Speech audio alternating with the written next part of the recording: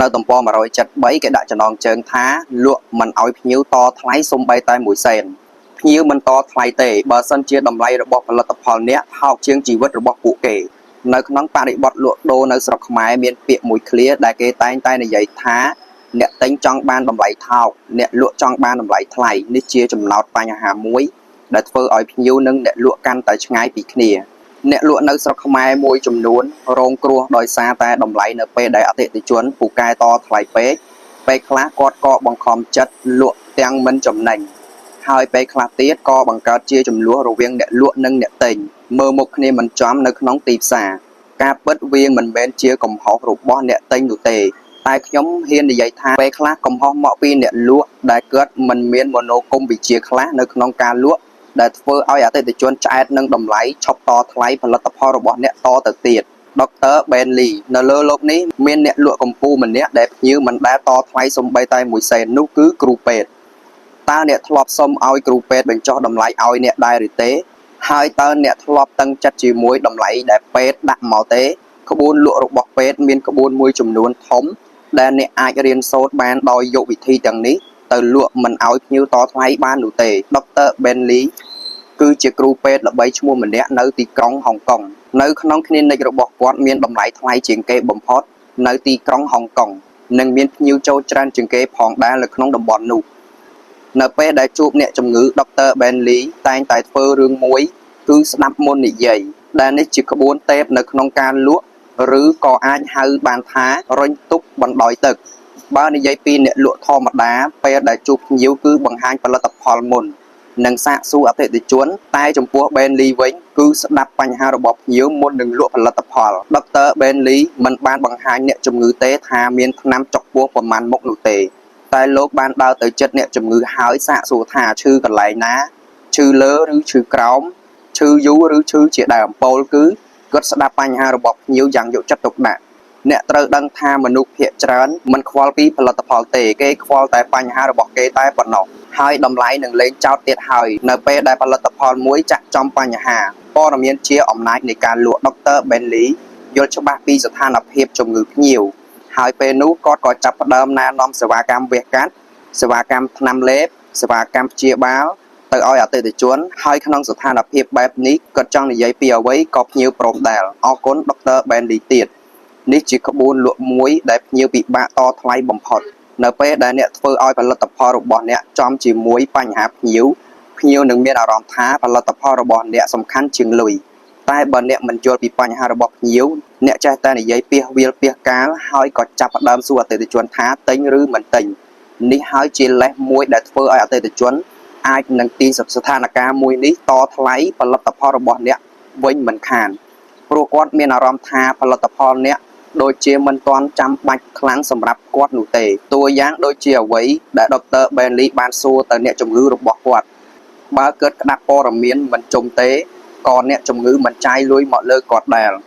មានអ្នកលក់ជាច្រើននៅស្រុកខ្មែរដែលមើលរំលងចំណុចនេះហើយផ្សំថ្នាំមិនចំបញ្ហាដែលជាហេតុធ្វើឲ្យការលក់មួយបរាជ័យអ្នកលក់ត្រូវចាំថាអតិថិជនមិនខ្វល់រឿងផលិតផលរបស់អ្នកនោះទេគេខ្វល់តែបញ្ហារបស់គេតែប៉ុណ្ណោះបើអ្នកមិនចូលដល់បញ្ហារបស់គេទេគេក៏មិនត្រូវការអ្នកដែរគេនឹងតថ្លៃផលិតផលអ្នកមិនខាតទេស្គាល់បញ្ហាសិនចាំផ្សំថ្នាំស្ដាប់បញ្ហាជាមុនសិនមុននឹងណែនាំផលិតផលវាជាការសន្ទនាលក់មួយដ៏មានប្រសិទ្ធភាពខ្ពស់បំផុតហើយលក់តាមក្បួនពេទ្យគឺល្អបំផុតនៅក្នុងការលក់មានអតិថិជនមួយចំនួនទៀតមកសុំយើងចុះថ្លៃផលិតផលដោយសារតែគិតថាផលិតផលរបស់យើងថ្លៃខ្លាំងពេកហើយភ្ញៀវក៏ចាប់ផ្ដើមបើកទ្វារស្រមោលភូមិតថ្លៃបង្អាប់នេះបង្អាប់នោះសពគ្រប់បែបយ៉ាងពោលគឺចេតនាចង់ឲ្យយើងបញ្ចុះតម្លៃឲ្យគាត់ខ្លះខ្ញុំសូមលើកពីបទពិសោធន៍ខ្ញុំផ្ទាល់កាលខ្ញុំទៅទិញឧបករណ៍បំពង់សំឡេងមួយឈុតពីក្រុមហ៊ុន Nano Sound របស់យីហោល្បីឈ្មោះ JBL អ្នកលក់ម្នាក់នោះឆ្លាតគ្រាន់បើភ្ញៀវភាគច្រើនតថ្លៃដែលចូលមកទិញផលិតផលនៅកន្លែងគាត់គឺមិនអាចតថ្លៃបានតែម្ដងហើយបើតថ្លៃតមិនបានសម្រេចតលតែសោះក្នុងនោះរួមទាំងខ្ញុំផងដែរនឹងគឺរួមទាំងខ្ញុំអាននឹងគឺផងដែរហើយខ្ញុំក៏ដូចគ្នាដែរឥឡូវយើងអានតទៀតខ្ញុំស្រឡាញ់ឧបករណ៍បំពង់សំឡេង JBL តម្លៃជាង$1,400តែខ្ញុំចង់ឲ្យគាត់ចុះឲ្យខ្ញុំក្នុងតម្លៃត្រឹមតែ$1,000ទេដោយសារតែខ្ញុំគិតថាតម្លៃ$1,400វាថ្លៃខ្លាំងពេកចំពោះរូបខ្ញុំ ពេលនោះអ្នកលក់ម្នាក់នោះគ្មាននិយាយអ្វីទាំងអស់គ្រាន់តែប្រាប់ខ្ញុំថាបើប្អូនចង់បានតម្លៃ$1000ក៏មានដែរតែមិនមែនជាអាមួយនេះទេតែជាឧបករណ៍បំពងសំឡេងប្រភេទ JBL ដូចគ្នាបេះដាក់100%តែវាផលិតនៅប្រទេសតៃវ៉ាន់អ្នកលក់ JBL បានពន្យល់ពីគុណវិបត្តិអាក្រក់ជាច្រើនលើសលប់របស់ឧបករណ៍ JBL តម្លៃ$1000គាត់ថាវាថោកមែនតែវាអន់ណាស់ប្រើបានតែម្ដងពីរដងក៏ខូចបាត់ហើយតែបើប្រើអាមួយនេះតតែថ្នមដៃបន្តិចតែបើប្អូនថែមតែ$400ទៀតយកអាគុណភាពខ្ពស់ទិញម្ដងប្រើបានមួយជីវិតក្បួនមួយនេះគេហៅថាក្បួនតួទី2ជាធម្មតាសាច់រឿងមួយមិនល្អមើលទេមើលគ្មានតួអាក្រក់ទេរៀមមិនអាចខ្លាយជាវីរៈបុរសទេបើគ្មានក្រុងរាពណ៌ដូចនេះ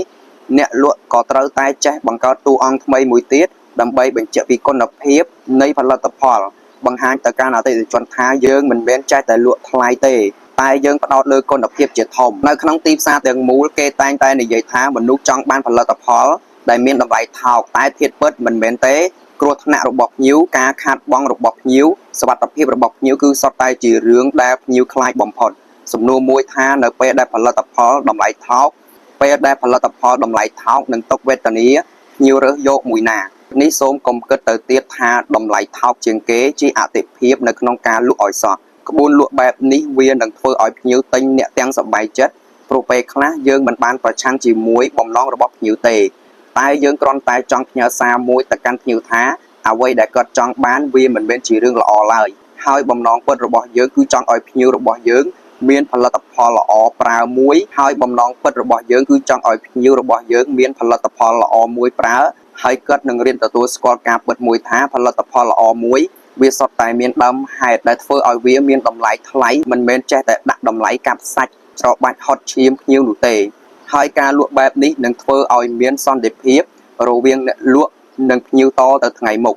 ភ្ញៀវមិនតថ្លៃទេបើសិនជាតម្លៃរបស់ផលិតផលអ្នកថោកជាងជីវិតរបស់ពួកគេ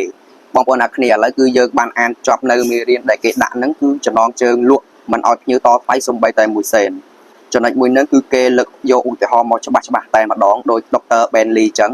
បើយើងឈឺយើងអត់គិតថាលុយសំខាន់ទេយើងគិតជីវិតយើងសំខាន់ជាងអញ្ចឹងកន្លែងចំណុចហ្នឹងគឺល្អមែនទែនពេលអានដល់ចំណុចមួយនេះទៅយើងដឹងពីអ្វីដែលនិយាយទៅអាមួយណាសំខាន់អាមួយណាមិនសំខាន់ដូចចំណុចចុងក្រោយក៏ដាក់ថាភ្ញៀវមិនតថ្លៃទេបើសិនជាផលិតផលរបស់យើងហ្នឹងវាសំខាន់ជាងជីវិតយើងអញ្ចឹងណាព្រោះបើសិនជាយើងឈឺពេទ្យគឺសំខាន់សម្រាប់យើងហើយព្រោះលុយលេងសំខាន់សម្រាប់យើងហើយចំណុចមួយនេះគឺល្អមែនទែនហើយកន្លែង JBL ក៏ដូចគ្នាដែលគេលើកយកក្រុមហ៊ុន JBL យើងឆ្លាញ់ក្រុមហ៊ុន